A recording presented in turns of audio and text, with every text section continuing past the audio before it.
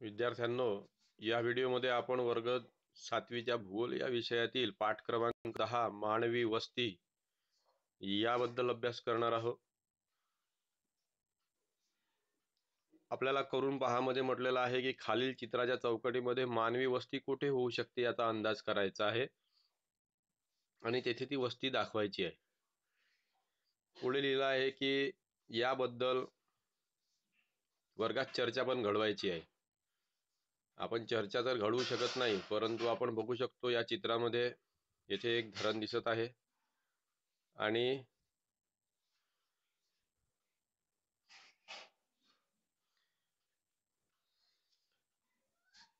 आपल्याला या चित्रामध्ये धरण दिसत आहे आणि आपल्याला बघायचं आहे की या ठिकाणी येथे एक आपल्याला मार्ग सुद्धा दिसत आहे. रेल्वेचा मार्ग असेल कदाचित, आणि येथे रस्ता पण दिसत आहे, रेल्वे दिसत आहे. तर वस्ती कोणत्या ठिकाणी होऊ शकते?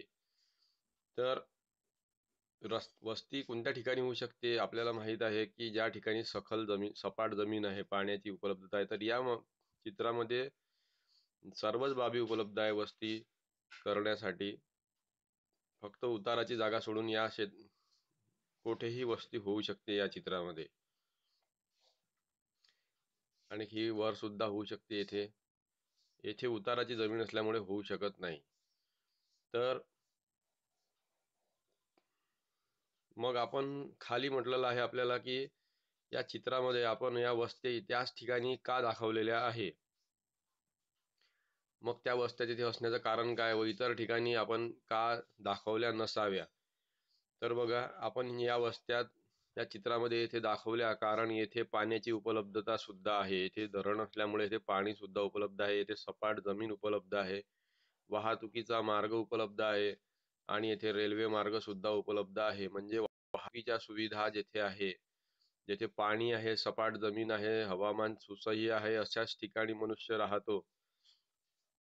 पुढे काही चित्र आणखी दिलेले आहे बघा. आकृती क्रमांक 10.2 ही ती आकृती आहे आणि ही चौकट कशासाठी ठेवलेली आहे तर हे आपण पुढे बघणारच आहोत. ही आकृती क्रमांक 10.2 ब आहे बघा.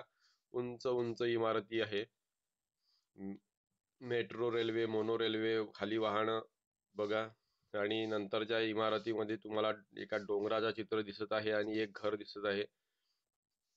आकृती क्रमांक 10.2 क आहे आणि ही आकृती क्रमांक 10.ड आहे. 10.2 ड आहे. याच्यामध्ये घराची संख्या थोडी जास्त आहे, लोकांची संख्या जास्त आहे. तर आता आपल्याला म्हटलेलं काय आहे तर आकृती क्रमांक 10.2 मधील अ, ब, क, ड मधील चित्राचं निरीक्षण करा आणि त्यावर आधारित प्रश्नांची उत्तरे द्या. तर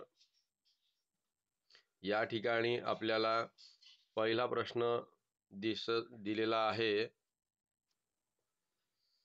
चित्रात काय काय दिसत आहे.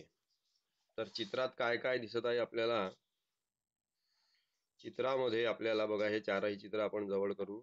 या चित्रामध्ये आपल्याला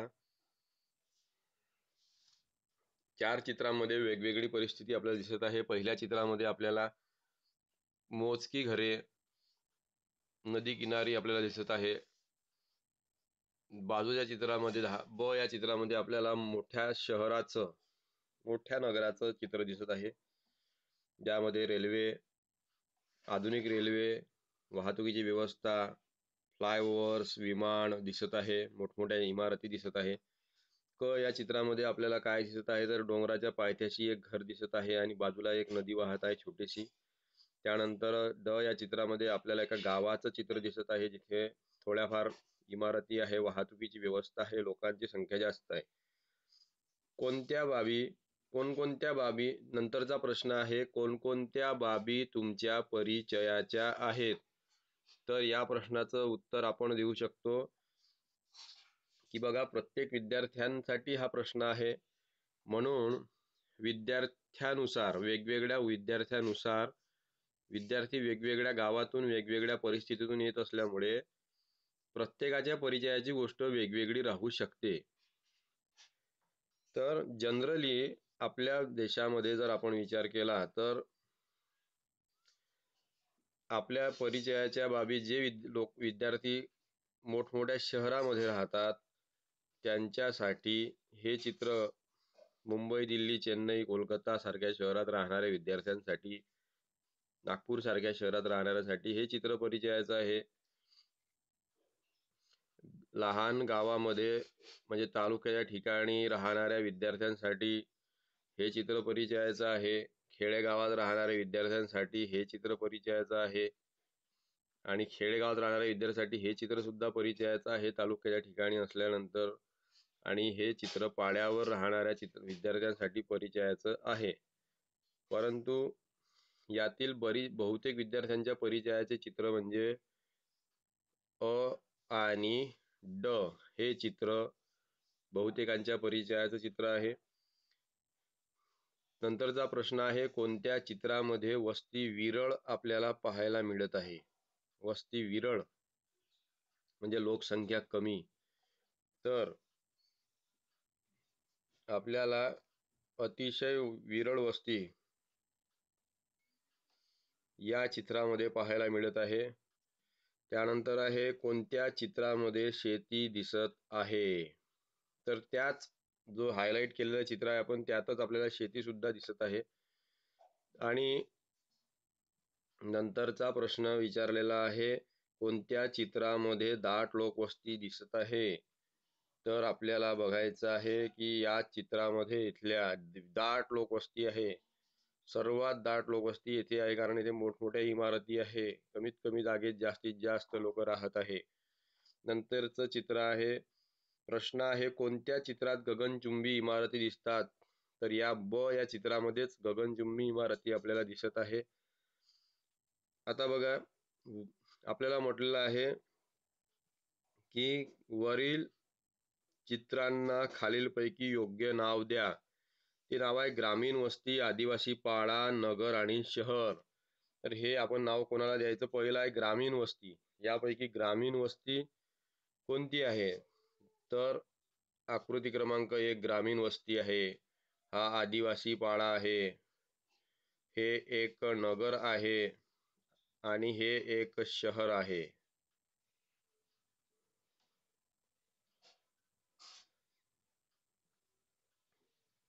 नंतरचा प्रश्न आहे, वस्त्यांमधील दिसणाऱ्या विकासानुसार चित्रांचा क्रम लावा.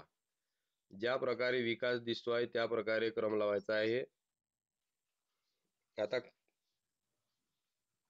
बघा की येथे आपल्याला ती नावं लिहायची होती आणि क्रम सुद्धा आपण येथे देऊ शकतो. विकासानुसार क्रम द्या. वस्त्यातील दिसणाऱ्या विकासानुसार चित्राचे क्रम लावा. आता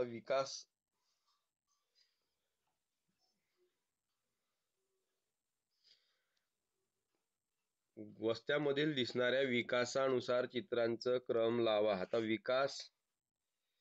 जास्त विकास क्रमांक 1 असं आपण देऊ. तर हे 1 क्रमांकाचं चित्र, येथे हे आपण 2 क्रमांकाचे चित्र, येथे हे 3 क्रमांकाचं आणि येथे हे 4 क्रमांकाचं देऊ. कमी पासून जास्त म्हटलं तर हे संपूर्ण उलट होईल. हे सुद्धा आपल्याला लक्षात घ्यायचं आहे. कमी विकासाकडून जास्त विकासाकडे म्हटलं तर हे क्रमांक 1, त्यानंतर हे क्रमांक 2चं चित्र होईल, हे क्रमांक 3चं आणि हे क्रमांक 4चं. हे सुद्धा लक्षात घ्यायचं आहे. तर बघा, ज्या ठिकाणी पाणी उपलब्ध असते, सुसह्य हवामान असते, अशाच ठिकाणी मनुष्य वस्ती करून राहतो. ज्या ठिकाणी चांगली जमीन आहे, अनुकूल हवामान आहे, भौगोलिक परिस्थिती चांगली आहे, अशा ठिकाणी मनुष्य वस्ती करून राहतो आहे. म्हणून अशाच ठिकाणी वस्त्या विकसित झाल्या. वस्त्यांच्या सुरुवातीच्या काळामध्ये प्रदेशामध्ये जी साधन संपत्ती उपलब्ध आहे त्यावरच लोकांचे व्यवसाय ठरत होते. आणि म्हणून वेगवेगळ्या लोकांचा काम करणाऱ्या लोकांच्या वेगवेगळ्या वस्त्या निर्माण झाल्या. जसं समुद्रकिनारी राहणाऱ्या लोकांची मासेमारी व्यवसाय असल्यामुळे तेथे कोळी लोकांची वस्ती, म्हणून त्याला कोळीवाडा म्हटलं जात होतं. वन प्रदेशामध्ये राहणाऱ्या लोकांचे व्यवसाय वनस्पतीवर अवलंबून होते, वनोत्पादनावर अवलंबून होते, आणि म्हणून तेथे राहणाऱ्या लोकांच्या वस्तीला म्हटलं गेलं आदिवासींची वस्ती किंवा आदिवासी पाडा. आता सुपीक ज्या ठिकाणी आहे तिथे शेती व्यवसाय केला गेला आणि म्हणून तेथे शेतामध्ये शेतकरी घरे बांधून राहू लागला. यालाच पुढे वस्ती म्हटलं गेलं आणि या वस्तीचा विकास झाला आणि त्याला वाडी म्हटलं गेलं. आणि मानव ज्या मानवी वस्तीत बहुसंख्य लोकांचा मूळ व्यवसाय स्थानिक साधन संपत्तीशी निगडीत असतात अशा वस्तीला ग्रामीण वस्ती असे म्हणतात. बघा काय म्हटलं आपण, ज्या मानवी वस्तीमधील बहुसंख्य लोकांचे मूळ व्यवसाय स्थानिक नैसर्गिक साधन संपत्तीशी निगडीत असतात अशा वस्तीला ग्रामीण वस्ती म्हणतात. उदाहरणार्थ शेती, मासेमारी, खाणकाम, पशुपालन यासारखे व्यवसाय. तर आपल्याला माहित आहे ग्रामीण वस्ती खेडेगावामध्ये शेती, पशुपालन यासारखे व्यवसाय जास्त असतात. आता ग्रामीण वस्तीमध्ये मूळ व्यवसायाच्या अनुषंगाने सुद्धा इतर व्यवसाय वाढतात. फक्त शेतीच हा व्यवसाय नसतो आणि इतरही व्यवसायाची वाढत जाते. त्यामुळे कामधंद्यासाठी इतर प्रदेशातले लोक सुद्धा तेथे येऊ लागतात. आता लोकसंख्या वाढल्यामुळे तिथे मग बँका, इतर सहकारी संस्था, सरकारी संस्था, इतर प्रकारची दुकाने यांची संख्या वाढते, लोकसंख्येत वाढ होते आणि मग वाढत्या लोकसंख्येला राहण्यासाठी घरांची संख्या, विविध सुविधांची संख्या वाढवण्यात येते. आता विविध सुविधा म्हणजे काय, तर तुम्हाला माहित आहे की मग घर बांधलं की रस्ते आहे, इलेक्ट्रिकची व्यवस्था करून देणे आहे, स्ट्रीट लाईटची व्यवस्था करून देणे आहे, पिण्याच्या पाण्याची व्यवस्था करून देणे आहे, मग नाली बांधणे आहे त्या एरियात, नाले सफाई करणे, मग तो रस्ता झाडण्याची व्यवस्था करणे, म्हणजे सफाई कर्मचारी आले, मग कचरा नेण्यासाठी कचरा नेणाऱ्या लोकांची, स्वीपर लोकांची सुविधा वाढवणे. अशा प्रकारे ग्रामीण भागामध्ये लोकसंख्या वाढली की त्यांना राहण्यासाठी घरे उपलब्ध करून देणे, मग त्या घरामागे इलेक्ट्रिसिटी देणे, रस्ता बांधून देणे, नाली बांधून देणे, नाली साफ करणे, रस्ता साफ करणे, पाण्याचे पुरवठा करणे, यासारख्या अनेक सुविधा वाढवून द्याव्या लागतात.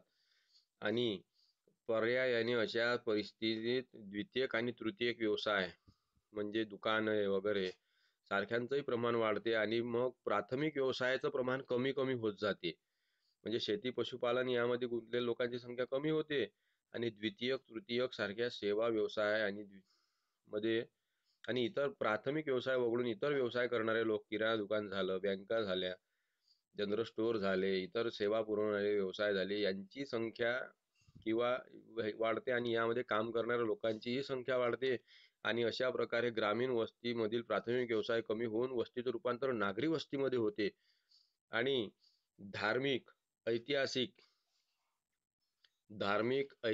व्यापारी, शैक्षणिक, पर्यटन व प्रशासकीय कारणामुळे देखील हळूहळू या वस्तीचं रूपांतरण शहरात होते.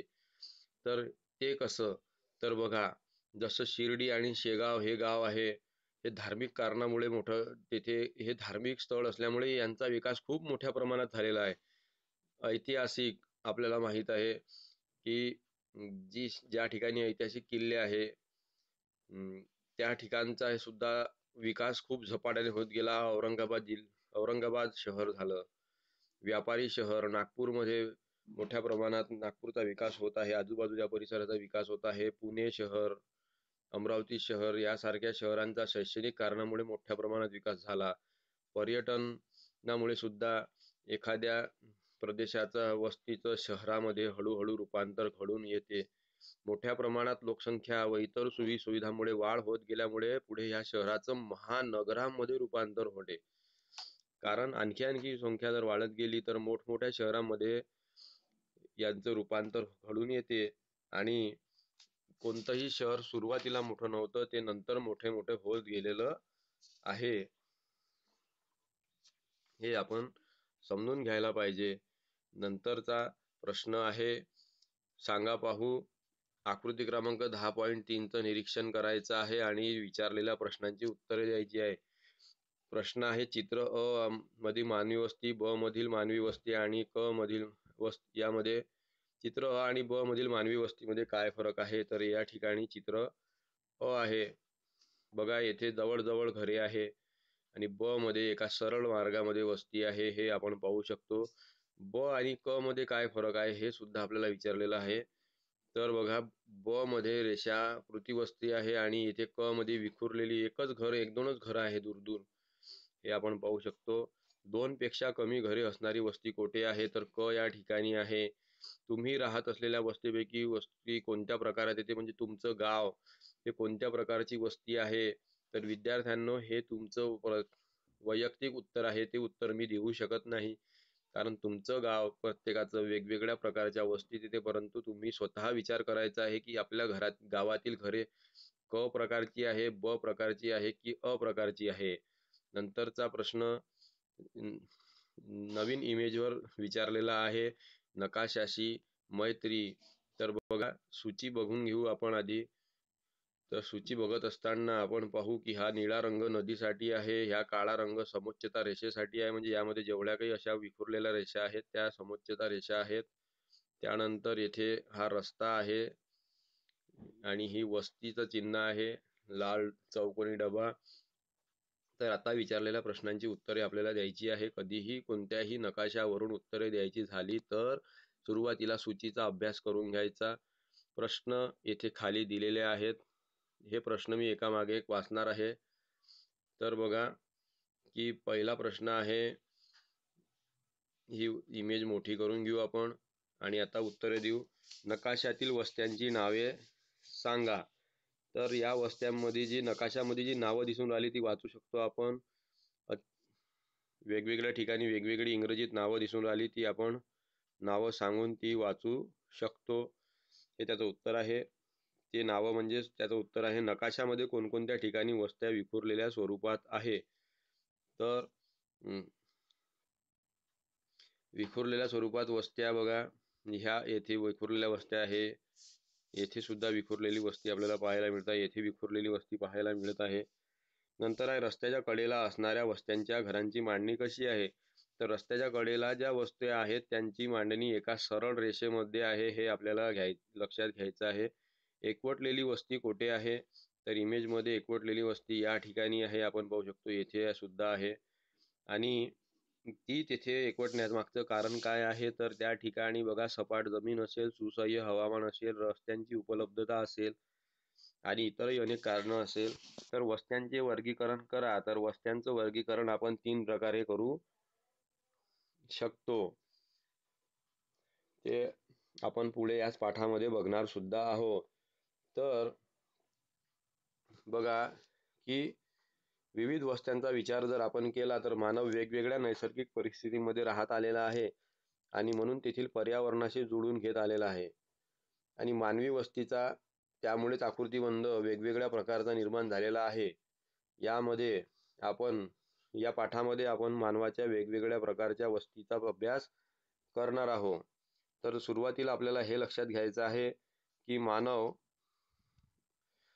आपण आधी सुद्धा बघितलं की ज्या ज्या परिसरात राहतो तिथल्या नैसर्गिक साधन संपत्तीचा वापर करून घरे बांधत राहत आहे.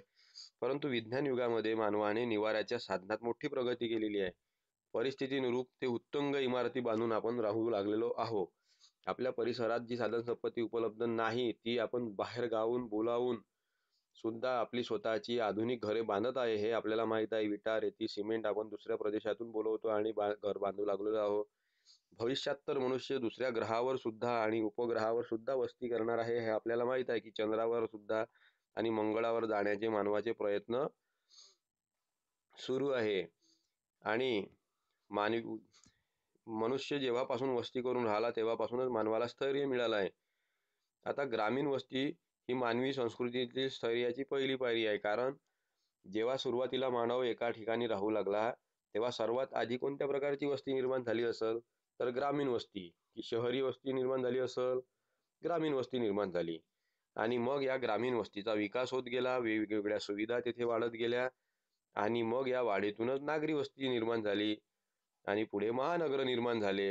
आता ग्रामीण वस्त्या संस्कृतीचं जतन करतात, कारण आपल्याला माहित आहे की ग्रामीण भागामध्ये वेगवेगळ्या संस्कृती आहे आणि आजही तेथे प्रथा परंपरा पाळल्या जातात. आणि ग्रामीण लोकसंख्येची वाढ ही नागरीकरणाची सुरुवात आहे. म्हणजे ग्रामीण वस्तीमध्येच आज ज्या काही जुन्या संस्कृती परंपरा आहेत त्या ग्रामीण वस्तीमध्ये मोठ्या प्रमाणात पाळल्या जातात. आणि जर ग्रामीण भागाचा विकास झाला, खेड्याचा आकार मोठमोठा होत गेला तर मग त्याचं शहरामध्ये रूपांतर होते. आता ग्रामीण वस्तीपेक्षा शहरी वस्तीमध्ये किंवा नागरी वस्तीमध्ये मानवाचं जीवन गतिमान आहे, तेथे वेळेला खूप महत्त्व आहे. आणि नागरी व ग्रामीण लोकवस्तीत आर्थिक सहसंबंधासाठी मोठ्या प्रमाणात असतो. बघा, आर्थिक सहसंबंध मोठ्या प्रमाणात असतो म्हणजे बऱ्याच शहरी लोकांना, म्हणजे शहरी नागरी म्हणजे शहरी आणि नागरी वस्तीमध्ये ज्या गरजा आहेत त्या ग्रामीण भागातून पुरवल्या जातात. दूध असेल, दुग्धजन्य पदार्थ असेल, याबद्दल आपल्याला माहित आहे की त्या ग्रामीण भागामधून बऱ्याच प्रमाणात शहरी भागात पुरवल्या जाते. तर नागरी लोकसंख्येच्या दैनंदिन अन्नाची गरज मात्र ग्रामीण भागातूनच होते. कारण मानवाला अन्न कुठून मिळते? शेतामधून. आणि शेत कुठे आहे? तर ग्रामीण भागामध्ये. आणि म्हणून ग्रामीण व नागरी वस्त्यांचा कायापालट आधुनिकता व विज्ञान आणि तंत्रज्ञानाच्या आधारे होत आहे. आता बघा की आपल्याला म्हटलेलं आहे की मानवी वस्तीचे प्रकार व त्यांच्या वितरणाची वैशिष्ट्ये आपल्याला पुढील प्रमाणे सांगता येईल. म्हणजे मानवी वस्तीचे प्रकार आता बघा, येथे आपल्याला 3 प्रकार दिलेले आहे मानवी वस्तीचे. तर मानवी वस्तीचे 3 प्रकार मी तुम्हाला सांगतो आहे. त्यातला पहिला प्रकार आहे विखुरलेली वस्ती. बघा, दुसरा प्रकार आहे केंद्रित वस्ती आणि तिसरा प्रकार आहे रेषीय वस्ती.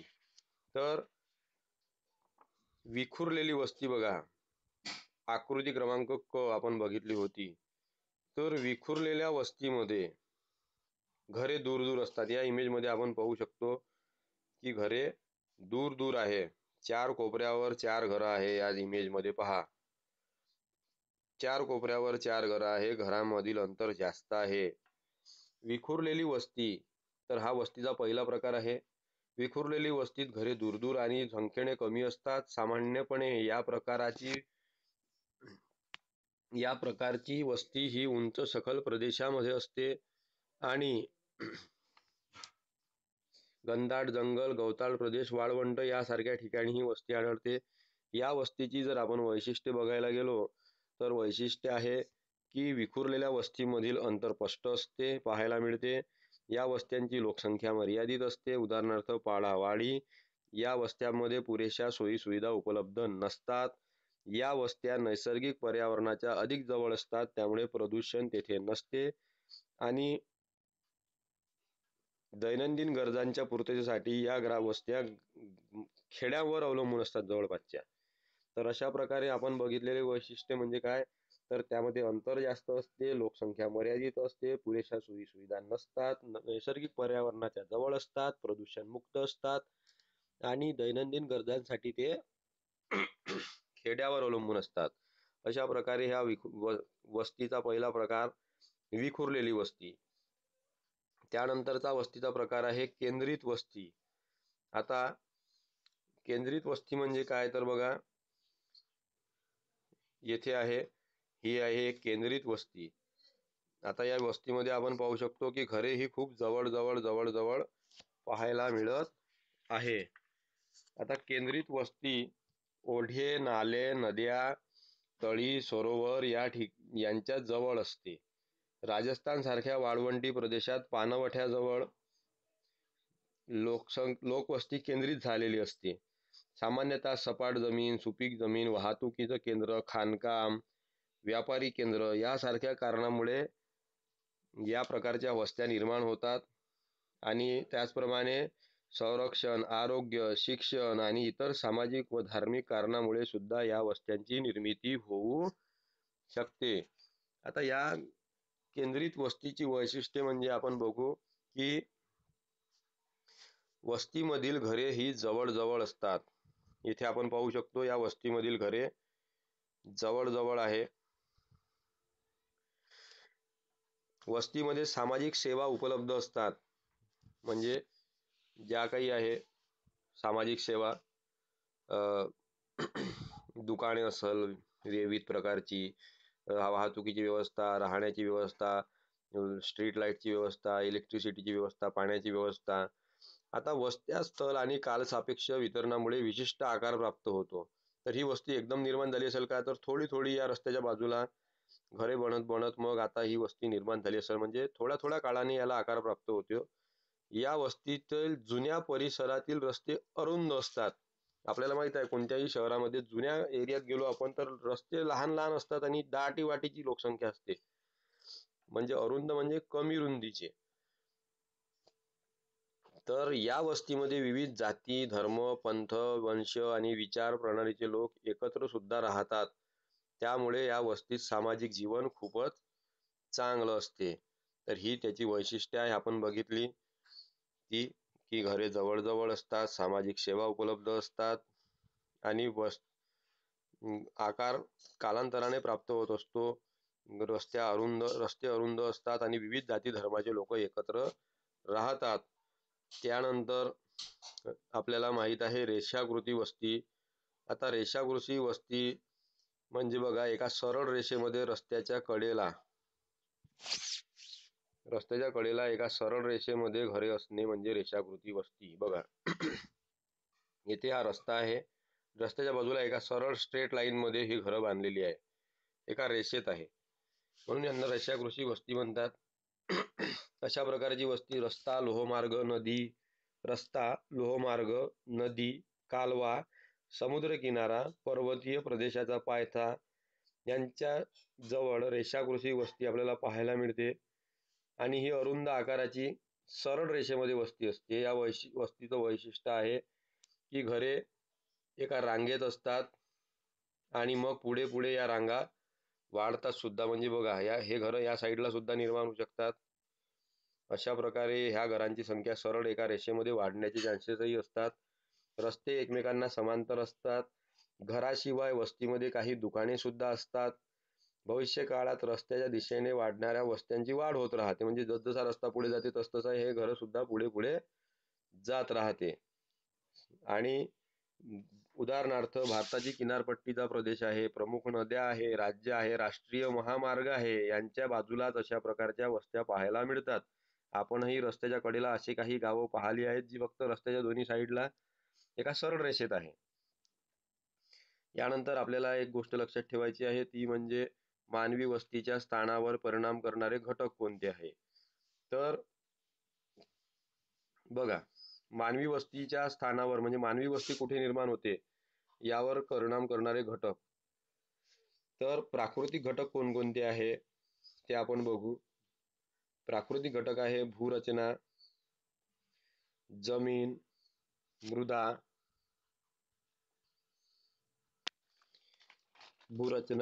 जमीन किंवा मृदा, हवामान, शुष्क भूमी, पाणी पुरवठा आणि नदी किनारा या प्राकृतिक घटकाचा परिणाम होतो. मानवी वस्तीच्या स्थानावर परिणाम करणारे सांस्कृतिक घटक आहे संरक्षण, म्हणजे मानवाचा संरक्षण होणे, आरोग्य, शिक्षण, पर्यटन, ऐतिहासिक स्थळ. त्यानंतर आर्थिक घटक आहे जलसिंचन व्यवस्था, व्यवसाय, वाहतूक आणि संदेशवहन व्यवस्था, उद्योगधंदे, व्यापार, शासकीय कार्यालय. म्हणजे या सुविधा जेथे उपलब्ध आहेत चांगल्या प्रकारात त्या ठिकाणी मनुष्य वस्ती करून राहतो. या पूरक बाबी आहे मानवी वस्तीस. त्यानंतरचा प्रश्न आपल्याला विचारला आहे की भारतामधील महानगरे कोणती. याचं उत्तर तुम्हाला चांगल्या प्रकारे माहीत आहे. भारतामधील जी मोठमोठी शहरे त्यांची नावं आपण येथे लिहू शकतो. मी नावं सांगणार नाही, तुम्हाला शोधायची आहे. तुम्ही राहत असलेली वस्ती कोणत्या प्रकारात येते. म्हणजे आपण ज्या वस्तींचे प्रकार शिकलो आहे आता, रेषीय वस्ती, केंद्रित वस्ती आणि विखुरलेली वस्ती, यापैकी तुमचं गाव कोणत्या प्रकारची वस्ती आहे. येथे पुढे लिहिलेलं आहे की ही माहिती आणखी कुठे कुठे आहे. तर वर्ग 3री मध्ये परिसर अभ्यास, आपले शहर आपले गाव, आणि इयत्ता 5वी मध्ये परिसर अभ्यास भाग 1 पृष्ठ क्रमांक 42 वर ही माहिती आहे. आणि पुढे एक प्रश्न पुन्हा दिलेला आहे की या इमेजचा काय म्हटलेला आहे, खालील छायाचित्राचं निरीक्षण करा, त्यातील मानवी वस्त्याचे प्रकार ओळखा आणि त्याविषयी माहिती लिहा. तर आपल्याला ही सहज आणि सरळ आपल्याला लक्षात येते की मानवी वस्तीचे जे प्रकार आपण शिकलो त्यातल्या या वस्त्या कोणत्या प्रकारात येऊन राहिलेल्या आहे. याचे उत्तर तुम्ही स्वतः लिहायचं आहे. लेसन संपलेला आहे आणि आपल्याला इथेच थांबायचं आहे.